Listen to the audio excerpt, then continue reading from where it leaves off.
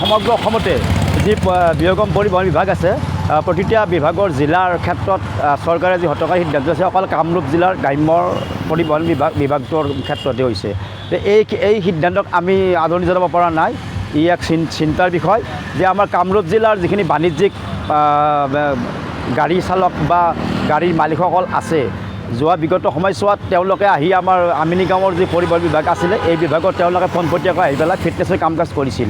ইতিমধ্যে যে কিয় এনেকৈ এখন মাত্ৰ জিলাৰ, বিশেষকৈ আমাৰ কামৰূপ জিলাৰ গ্ৰাম্য অঞ্চলৰ যিখিনি মালিক আৰু পৰিবহণ বিভাগৰ মালিকসকল আছে তেওঁলোকে গৈ পেলাই বা এটা চাৰিআলিৰ কেন্দ্ৰকণাত তেওঁলোকে ফিটনেছৰ কাম কৰিব লগা হৈছে।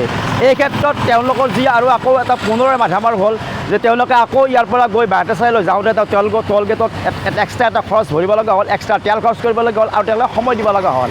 ইয়াৰ উপৰিও চৰকাৰে যিধৰণে সিদ্ধান্ত লৈছে, আনফালে চৰকাৰৰ যি আমিনি গাঁৱৰ যি পৰিবহণ বিভাগ আছে এই বিভাগৰ কৰ্মচাৰীসকলৰ কাম কিছু কমি গ'ল আৰু কাম কমি যোৱাৰ ফলত অন্ততঃ চৰকাৰৰ পোনপটীয়াকৈ ৰাজহৰ ক্ষেত্ৰতো কাম মানে পইচাটো কমি গৈছে, কাৰণ ইয়াত কাম কাজৰ ক্ষেত্ৰতো তেনে কমি গৈছে আৰু এটা ব্যক্তিগত খণ্ডক তেনেকুৱা ধৰণৰ ৰাজহ আদায় কৰাৰ কাৰণে ফিটনেছৰ কাম দিয়াৰ কাৰণে চৰকাৰৰ ইতিমধ্যে লছ হৈছে।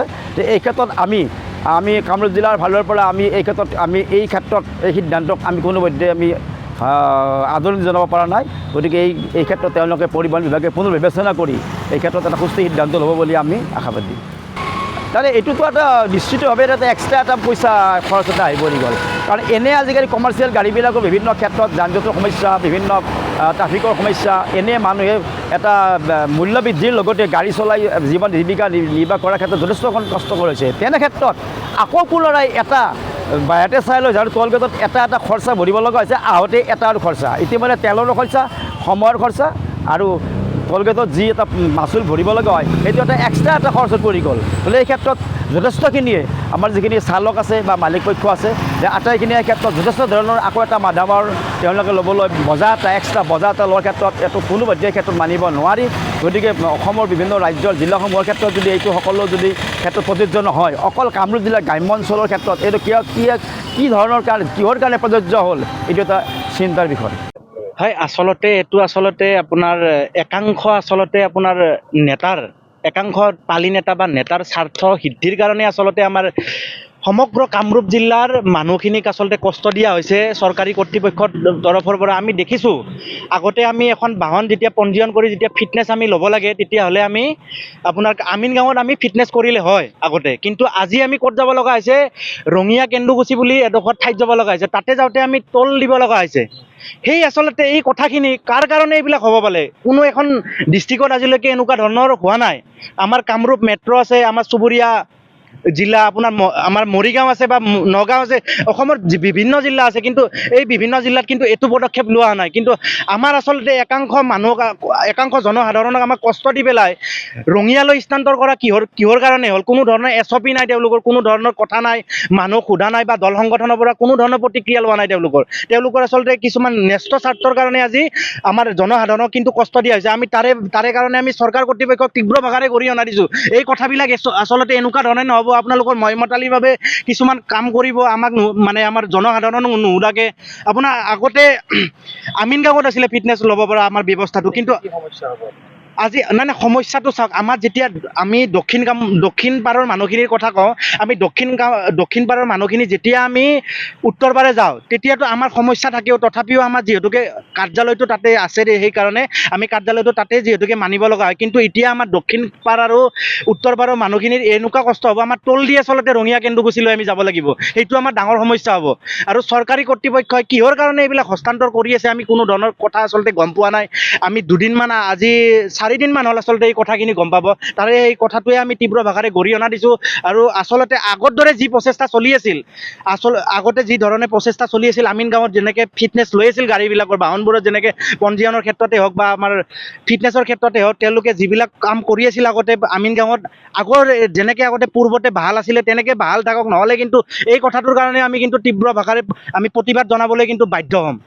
ইয়াৰে বৰ্তমান সময়ত যি কাৰ্যালয়টোৰ যি কৰ্মচাৰীসকল আছে, যদি তাৰে কামবিলাক যদি ব্যক্তিগত খণ্ডত পঠাই দিয়ে সেই কাৰ্যালয়টোৰ মূল্য কি থাকিব বা সেই কাৰ্যালয়টোত কাম কৰি থকাবিলাকে কি কৰিব? না সেইটোৱে আচলতে আমি আচলতে জিলা কৰ্তৃপক্ষক আমি সুধিব বিচাৰিছোঁ, মাননীয় মুখ্যমন্ত্ৰী ডাঙৰীয়াক আমি সুধিব বিচাৰিছোঁ, এই কাৰ্যালয়টোত যদি কোনো ধৰণৰ যদি কামে নাথাকে, এই কাৰ্যালয়টো এটা আচলতে বিল্ডিংটো সজাই থোৱা কি এটা মানে সেই প্ৰয়োজন আহিল?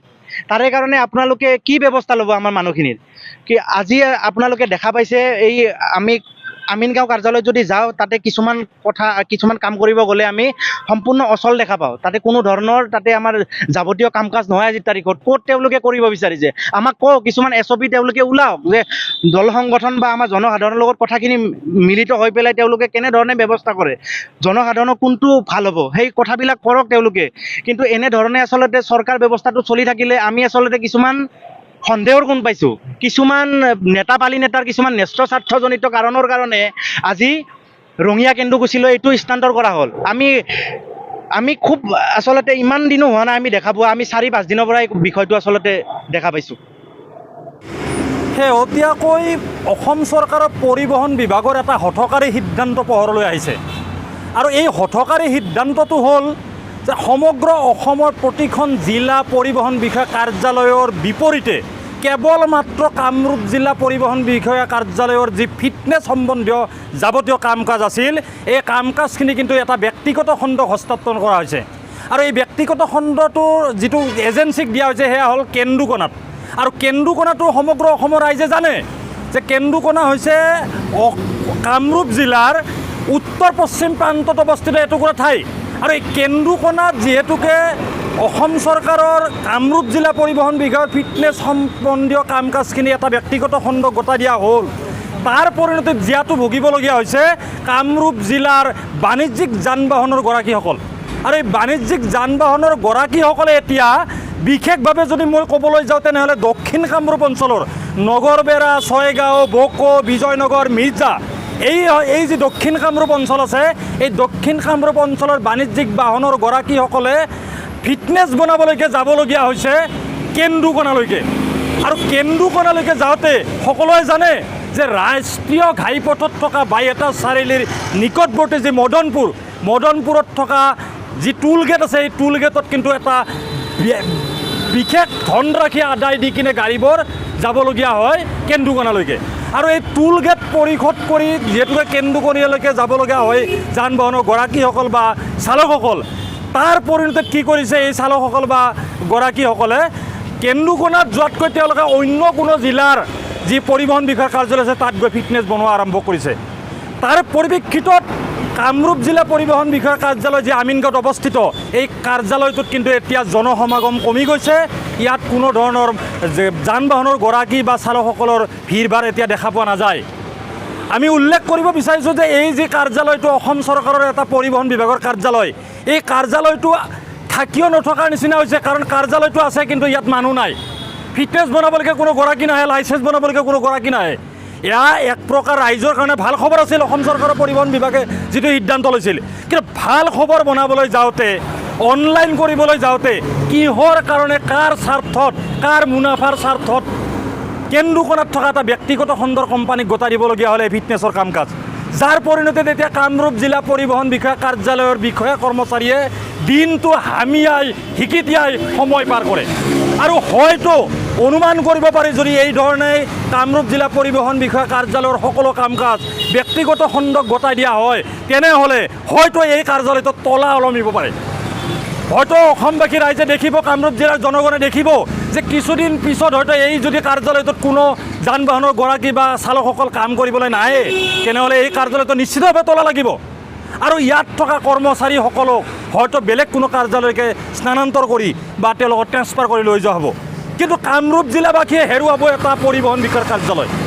আমি পুনৰ উল্লেখ কৰিছোঁ, কামৰূপ জিলা পৰিবহণ বিষয়া কাৰ্যালয়ৰ যি ফিটনেছ সম্বন্ধীয় কাম কাজ আছিল, এই কাম কিহৰ স্বাৰ্থত, কাৰ স্বাৰ্থ পূৰণ কৰিবলৈকে কেন্দুকণাত থকা এটা ব্যক্তিগত খণ্ডৰ কোম্পানী গতাই দিয়া হ'ল। আমি কামৰূপ জিলাৰ ফালৰ পৰা কামৰূপ জিলাৰ বাকী জনগণৰ হৈ আমি দাবী উত্থাপন কৰিছোঁ, এই সিদ্ধান্ত অসম চৰকাৰৰ পৰিবহণ আয়ুক্তই বাতিল কৰক। আৰু কামৰূপ জিলাৰ বাকীৰ যি ব্যক্তিগত খণ্ডৰ যান বাহন আছে বা ফিটনেছ বনাবলগীয়া যিসকল যান বাহনৰ গৰাকী আছে, চালক আছে, তেওঁলোকক কামৰূপ জিলাত থকা কামৰূপ জিলা পৰিবহণ বিষয়াৰ কাৰ্যালয়তে কাম কৰাৰ সুযোগ দিয়ক। কাৰোবাৰ ব্যক্তিগত মুনাফা আদায় কৰিবলৈকে মুনাফা পূৰণ কৰিবলৈকে ব্যক্তিগত খণ্ডক গতাই দি ব্যক্তিগত খণ্ডৰ এজেঞ্চিৰ লাভালাভ আমাৰ কাম্য নহয়। কাৰণ অসম চৰকাৰৰ পৰিবহণ বিভাগৰ যি ৰাজহ, এই ৰাজহৰ কিন্তু এটা বুজন পৰিমাণৰ অংশ এই যি ব্যক্তিগত খণ্ডৰ এজেঞ্চি তেওঁলোকক দিবলগীয়া হৈছে। তো হাতে দি নৰি ভাতে দি মাৰিছে নেকি পৰিবহণ বিভাগে? আমি পৰিবহণ বিভাগৰ আয়ুক্তক আমি অনুৰোধ জনাইছোঁ অতি শীঘ্ৰে সমগ্ৰ জিলাৰ দৰে কেৱল কামৰূপ জিলাৰ পৰিবহণ বিভাগৰ কাৰ্যালয়ৰ যি ফিটনেছ সম্বন্ধীয় যাৱতীয় কাম কাজ এয়া ব্যক্তিগত খণ্ডক গতাই দিয়া হৈছে, এয়া বাতিল কৰিব লাগে আৰু এয়া কামৰূপ জিলা কাৰ্যালয়তে অক্ষুণ্ণ ৰাখিব লাগে। বিভাগৰ যি হঠকাৰী সিদ্ধান্ত, এই সিদ্ধান্তৰ কাৰণে অকল আমাৰ কামৰূপ জিলাৰ গ্ৰাম্য অঞ্চলৰ বিশেষকৈ বাণিজ্যিক যিখন গাড়ী চালক আছে বা গাড়ীৰ মালিকগৰাকী আছে তেওঁলোকক পোনপটীয়াকৈ এটা মাধ্যমৰ সজোৱা হৈছে। আৰু আনফালে আমাৰ যিটো এটা জিলা পৰিবহণ বিভাগ আছে আমিনি গাঁৱত, আৰু এই বিভাগটো ইতিমধ্যে তাৰ এটা ৰাজহৰ কিছু এটা অংশ অন্যতম আমাৰ ব্যক্তিগত খণ্ডত এটা খৰচ কৰিব লগা হৈছে। ইয়াৰ উপৰিও আৰু মালিক পক্ষই বা যিখিনি ড্ৰাইভাৰ চালক আছে তেওঁলোকে বাহিৰতে চাই লৈ যাওঁতে তেওঁলোকৰ অহা যোৱাৰ ক্ষেত্ৰত এটা টোল গেটত এটা এক্সট্ৰা এটা ফিজ ভৰিব লগা হয়। এই ক্ষেত্ৰত আমি তেওঁলোকক এটা কোনো বিবেচনা কৰাৰ কাৰণে যাতে এনেকুৱা ধৰণৰ মানে আমাৰ বাণিজ্যিকৰ যিখিনি গাড়ী চালক আছে বা মালিকসকল আছে তেওঁলোকে যাতে এনেকুৱা ধৰণৰ এটা মাধামাৰ তেওঁলোকে যদি নাপায় ভৱিষ্যতেও, বা তেওঁলোকৰ কাৰণে এই সিদ্ধান্ত আমি চৰকাৰক মানে উঠাই ল'বলৈ বা এটা সিদ্ধান্ত লোৱাৰ কাৰণে আমি আহ্বান জনাইছোঁ। আহ্বান জনাম যে তেখেতে কি কাৰণত মাহিয়া দৃষ্টিৰে চালে কামৰূপ জিলা অকল গ্ৰাম্য অঞ্চলটোত। তেখেতসকলৰ আমাৰ ইয়াত অন্ততঃ পলাশবাৰী সমষ্টি, কিছু কিছু জালুকবাৰী সমষ্টিও পৰিছে বা বকো সমষ্টি পৰিছে, বা সুদূৰ নগৰ পৰা প্ৰান্তৰ পৰা অহা মানুহখিনিৰ ক্ষেত্ৰত যি ধৰণৰ তেওঁলোকৰ এটা এক্সট্ৰা খৰচা, আৰু তেওঁলোকে কি ধৰণত এইটো আমাৰ জনসাধাৰণৰ মানে সুবিধাৰ্থে তেওঁলোকে কাম কৰাৰ পৰিৱৰ্তে যে তেখেতে যি ধৰণৰ সিদ্ধান্ত লৈছে, মই তেখেতক এইটোৱে আহ্বান জনাম যে তেখেতে যে পুনৰ বিবেচনা কৰে।